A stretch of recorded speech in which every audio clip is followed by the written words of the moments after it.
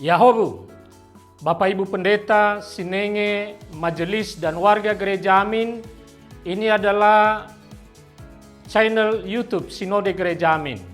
Karena itu, bagi yang mencintai Gereja Amin, tontonlah, subscribe, like, dan bagikan. Gereja Amin yang tangguh, mandiri, dan peduli. Tuhan Yesus memberkati.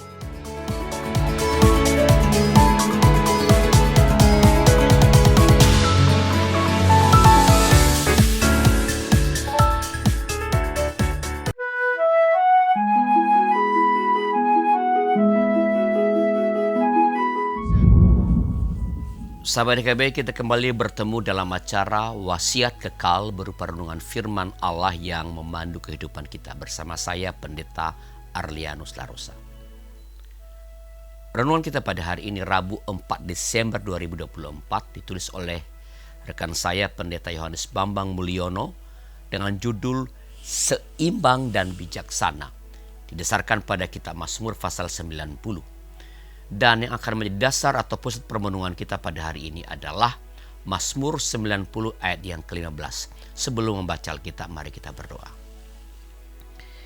Bapa di sorga, kami mohon Engkau yang menolong kami ketika kami akan membaca Alkitab dan mendengarkan sabda-Mu, supaya dalam kemurahan-Mu kami boleh mengerti yang Engkau kehendaki kami kerjakan dalam hidup ini. Dalam nama Tuhan kami Yesus Kristus. Amin. Saya bacakan bagi kita Mazmur 90 ayat yang ke-15, demikian firman Tuhan. Buatlah kami bersukacita seimbang dengan hari-hari Engkau menindas kami, seimbang dengan tahun-tahun kami mengalami sengsara. Sahabat, manusia dapat mengalami dua macam kondisi yang ekstrim, yaitu hidup dalam kenyamanan dan hidup di dalam penderitaan. Seseorang yang selalu hidup dalam kenyamanan dapat menjadi pribadi yang rapuh dan lemah. Namun hidup dalam penderitaan pun dapat membuat seseorang juga mengalami kepahitan dan keputusasaan. Masa Advent mengajarkan kepada kita, kepada umat, untuk hidup menyangkal diri dan rela menderita sekaligus hidup dalam pengharapan dan sukacita. Kedua dimensi tersebut perlu ditempatkan secara seimbang. Faktor penentunya adalah cara pandang terhadap hidup. Semakin luas wawasan dan semakin mendalam kerohanian seseorang, ia tidak akan mudah mengalami kegetiran walau mengalami kesengsaraan. Dengan menghitung hari-hari yang dijalani, seseorang akan beroleh hati yang bijaksana.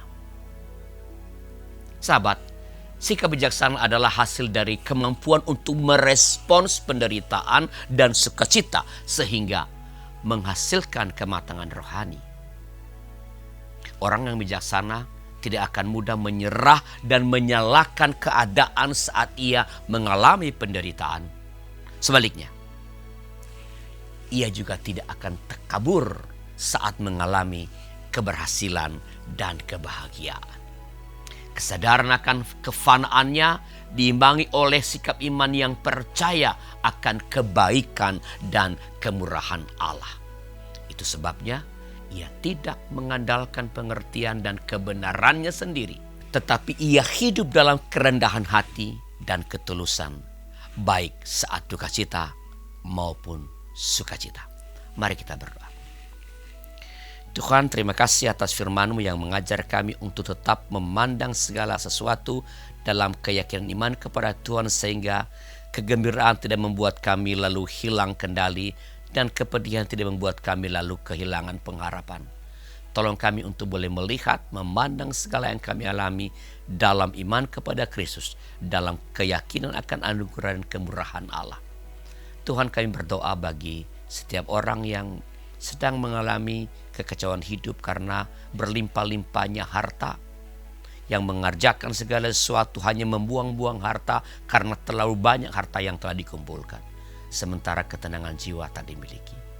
Juga kami berdoa bagi mereka yang mengalami penderitaan, susah untuk mendapatkan bahkan kebutuhan sehari-hari, lalu mereka tinggal dalam kekhawatiran.